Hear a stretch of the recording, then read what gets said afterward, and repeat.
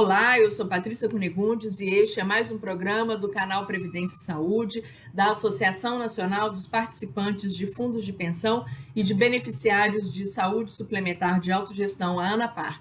Aqui tratamos sempre de assuntos ligados à Previdência Social e à Previdência Complementar e também à saúde pública e à saúde suplementar. Hoje nós vamos apresentar trechos de uma conversa com o Marcel Barros, que é o vice-presidente da ANAPAR e atual representante dos participantes e assistidos no Conselho Nacional de Previdência Complementar, o CNPC. O Marcel também foi, durante 8 anos, diretor de Seguridade da Previ, o Fundo de Pensão dos Empregados do Banco do Brasil. Conversamos com o Marcel sobre a preservação dos direitos e das conquistas dos participantes de fundos de pensão no cenário atual. A gente precisa ter em mente que muitas vezes as pessoas falam: nós temos direitos, nós temos direitos, nós temos direitos. E eu sempre discuto com as pessoas assim: nós temos conquistas. Tudo que nós temos hoje, esse arcabouço do que chamam de direitos, foi fruto da luta das pessoas que nos antecederam. Então, nós recebemos um legado, um importante legado. Se a gente que trabalha hoje com uma ligação formal com alguma empresa, se a gente tem direito a descanso semanal remunerado, se a gente tem direito a férias, se a gente tem direito a 13º salário, se a gente tem direito a ter um plano de saúde patrocinado, se a gente tem direito a um plano de previdência complementar patrocinado, se a gente tem um sistema de seguridade social no Brasil, isso foi fruto da luta de muitas pessoas que nos antecederam. E nós sempre tivemos que lutar para manter e para melhorar esses direitos. Então, se a gente, em algum momento, passou a ter direito a uma participação nos lucros e resultados de uma empresa, lucro e resultado que nós, trabalhadores, produzimos, isso não foi a empresa que nos deu de bom grado, né? Isso foi fruto de uma luta, de uma conquista. E conquista essa que, para o lado da empresa, tem também a sua consequência, né? A empresa foi negociar com o governo federal, com a Receita Federal, e ela tem incentivos fiscais quando ela está patrocinando um plano de previdência. Ela tem incentivos fiscais quando ela paga parcela do seu lucro ou resultado e distribui aos seus funcionários. Então, eu estou dizendo tudo isso porque isso não é uma dádiva do capital, isso não caiu do céu em algum momento. Muito pelo contrário. Então, quando a gente fala de preservar as nossas conquistas, vem também respeitar a memória daqueles que construíram esse arcabouço de conquistas e de direitos que nós temos. Bem, por que eu estou falando tudo isso? Porque a gente enfrenta, nesse momento, um outro ataque voraz aos nossos direitos. Fala-se abertamente em retirar patrocínio dos planos de previdência. E para onde vai esse recurso? Esse recurso vai para os bancos privados. Mas eles falam em retirar mexendo no arcabouço legal que foi construído. Porque a nossa conquista, ela está aí. E a gente procurou, ao longo do tempo, garantir que essas conquistas tivessem uma proteção legal. Então, criou-se agências de controle, criou-se normas, marcos regulatórios, então você tem lei complementar, você tem resoluções, você tem instruções normativas que vão dizendo como é que funciona. E é nessas pequenas leis, nessas normativas, nesses instrumentos regulatórios, que começa-se a mexer e a tirar o nosso direito. Nós tivemos recentemente, no âmbito do CNPC, uma discussão sobre uma resolução, que era a Resolução 8. Que a Resolução 8, quem olha para ela, fala assim: mas a Resolução 8 é só uma resolução que fala sobre como irão tramitar os regulamentos e estatutos do ponto de vista do processo dentro da Previc. Então, não tem nada demais. Não é bem assim. Porque lá no meio tinha dizendo o que deve e o que não deve constar num regulamento. E uma das coisas que dizia que não devia mais constar de um regulamento era a forma de correção dos benefícios, o índice de correção. Muito simples. Eu deixo de colocar qual é o índice de correção dentro de um regulamento. Portanto, eu não preciso nem corrigir mais o benefício dos participantes de um plano de previdência, dos assistidos.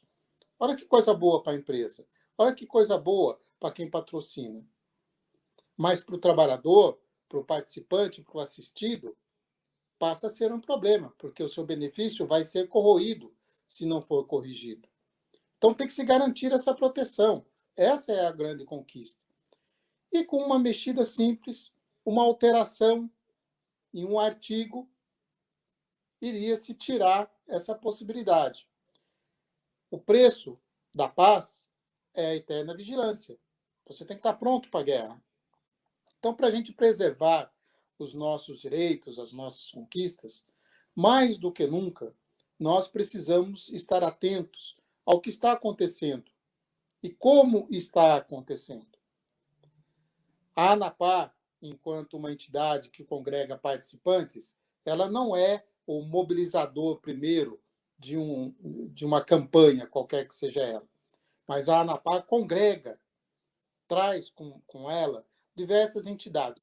Nós temos representação, então a ANAPAR conquistou, e então os participantes dos fundos de pensão associados à ANAPAR conquistaram uma vaga de representação no Conselho Nacional de Previdência Complementar, no Conselho de Recursos da Previdência Complementar. E isso é muito bom, porque a gente consegue saber, com uma certa antecedência, o que estão tentando fazer, o que estão querendo modificar e como estão querendo modificar.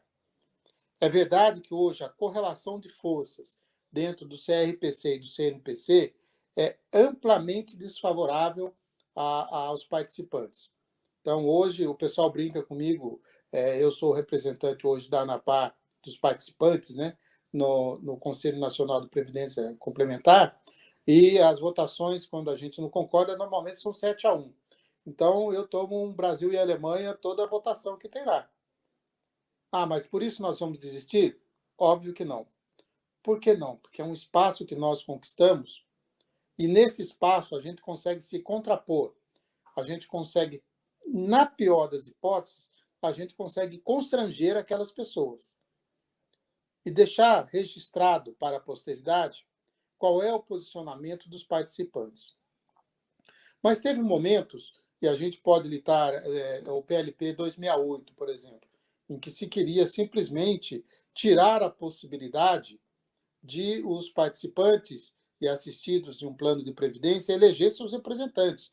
Teria que colocar para o santo mercado. Porque tudo é um mercado. O mercado pode.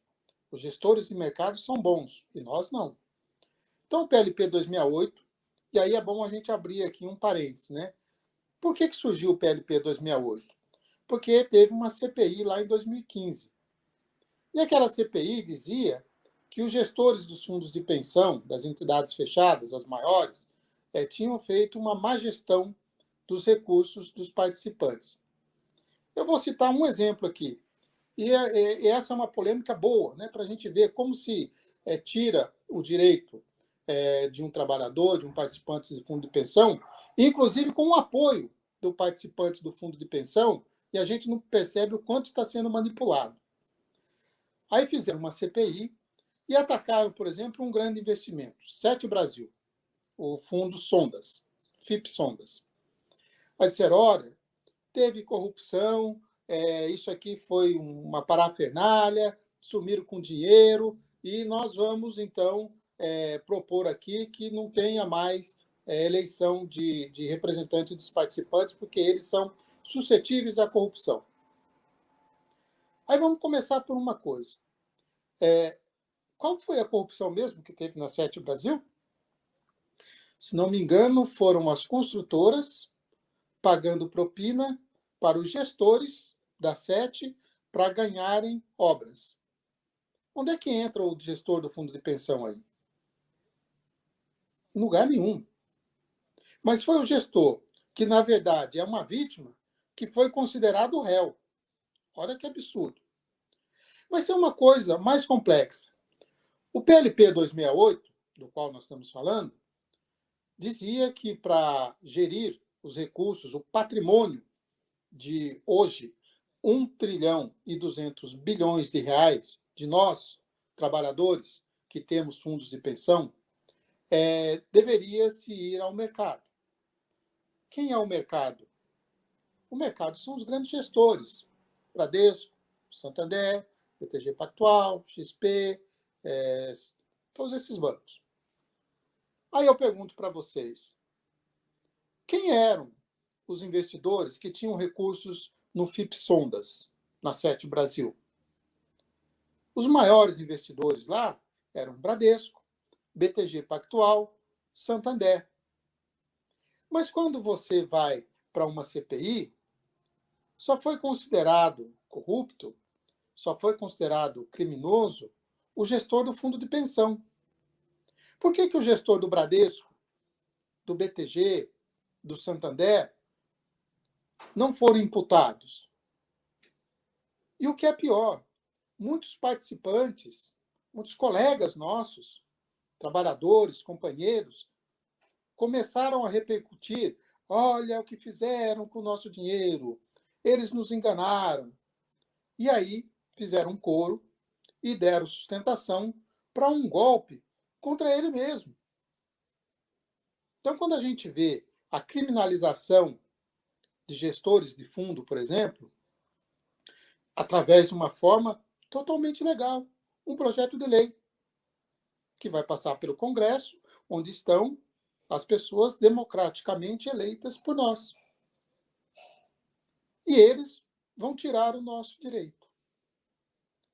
Por isso é que, nesse momento, preservar os nossos direitos passa mais ainda do que uma simples mobilização. Não que mobilização seja simples, mas passa por entender o que está acontecendo. Quem tem interesses? Que interesses são esses que não são ditos, mas que são apregoados o tempo todo, subliminarmente, nas notícias? E a gente se deixa levar muitas vezes. Eu fico preocupado quando eu vejo, infelizmente, o mundo, né, hoje está polarizado de tal forma que as pessoas não pensam mais. Eu sou do grupo A, eu sou do grupo B. Qualquer coisa que venha do grupo A, eu sou contra. Qualquer coisa que seja do grupo B, eu sou a favor.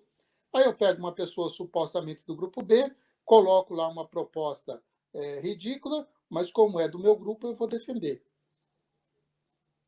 Tudo isso a gente fala porque eu participei de algumas audiências públicas, por exemplo, no Senado, que eu ficava abismado de ver as pessoas atacando a nós, dirigentes. Teve comigo lá a Cláudia Ricaldoni, o PC dos da FUP, teve outros participantes de fundos de pensão, dirigentes de fundos de pensão, que foram atacados por participantes, e a gente dizia: você não está entendendo. Não tem déficit no seu plano. Com o intuito de tirar os nossos direitos, de aviltar os nossos direitos, criou-se uma campanha e muitos participantes, muitos de nós, fizemos coro a isso. Existe um movimento, e o ministro da Economia é muito claro nisso, de levar tudo para os bancos privados, para o mercado, porque o mercado sabe gerir. Fizeram isso lá no Chile. E olha como é que está.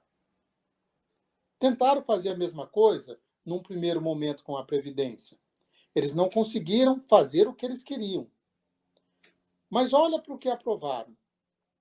Será que os nossos filhos vão ter um contrato formal de emprego para o qual se recolhe o respectivo valor para a Previdência Social, para a qual se recolhe fundo de garantia e todos os direitos sociais? Se você vai ter contrato individual de trabalho, se você vai ter contrato intermitente? O contrato intermitente pressupõe que você não tem direitos. Você faz um contrato por hora, faz um contrato semanal. E aí vão dizer, a Previdência Social vai quebrar, porque foi mal gerida, por isso, por aquilo, porque as pessoas ganham muito. Porque tem 30 milhões de brasileiros que ganham um salário mínimo. Isso é muito.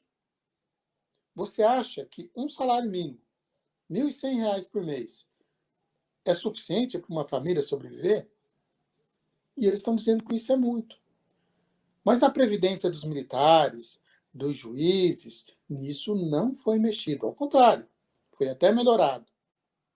E um monte de gente repercute. Precisa fazer a reforma da Previdência. O que é que nós estamos vendo no Brasil? Reforma da Previdência para não pagar a Previdência para ninguém. Então, isso não foi reforma da Previdência. Foi uma destruição do sistema de proteção social. Reforma trabalhista. Que reforma trabalhista nós tivemos? Tirar o direito dos trabalhadores, e aí eles não vão contribuir, não vão ter emprego formal, não vão contribuir por tabela. Nós vamos destruir a Previdência Social. E se não tem emprego formal nas empresas, não tem patrocínio a plano de previdência. Nós vamos destruir a Previdência. As pessoas vão ter que fazer a sua poupança individual. Como é que alguém que ganha 2.000, 3.000 por mês vai ter condição de fazer um esforço contributivo todo mês para formar a sua poupança para ter uma velhice? E aí a gente precisa ficar atento. Nós estamos criando, nesse momento, uma legião de desassistidos. Daqui 15, 20 anos, vai bater na nossa porta. Uma legião de miseráveis que não tem mais capacidade laboral, por razões diversas, seja pela idade, pelo cansaço, por alguma moléstia, e também não tem a proteção social. Quem vai garantir essa proteção? Esse direito que está sendo tirado hoje da gente. Bem, e como é que a gente faz para garantir esse direito? A gente tem que estar unido. E onde é que a gente se une? É nas nossas entidades de representação, nas entidades sérias que nós temos que nos representam, onde a gente tem voz, voto e participação nos nossos sindicatos, nas nossas associações de classe. É lá que nós temos que nos unir para garantir a defesa desses nossos direitos. Porque, neste momento, a artilharia é pesada contra esses direitos, sob o argumento que existe um custo Brasil, o que absolutamente não é verdade. Precisamos ter a capacidade de entender quem é que nos ataca. E eu vou reforçar, vou falar mais uma vez. É muito difícil a gente ver um participante de fundo de pensão atacando aquele que ele elegeu a partir de notícias infundadas ou distorcidas. Então, a gente, para garantir a defesa dos nossos direitos, a gente tem que ter discernimento ao interpretar as informações.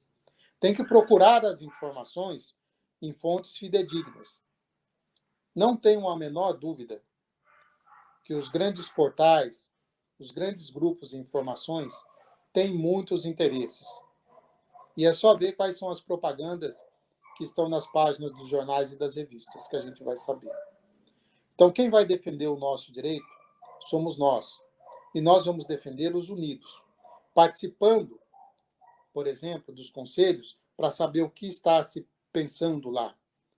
Quais são as artimanhas que estão sendo propostas para que a gente possa se contrapor, para que a gente possa buscar as nossas entidades e fazer o movimento de defesa dos nossos direitos.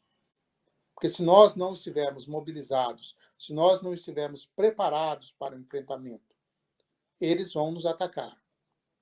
Então, como diz a arte da guerra, nós precisamos conhecer o nosso adversário, mas nós também precisamos conhecer o nosso exército, ter a confiança naquelas pessoas que nós elegemos para nos representar.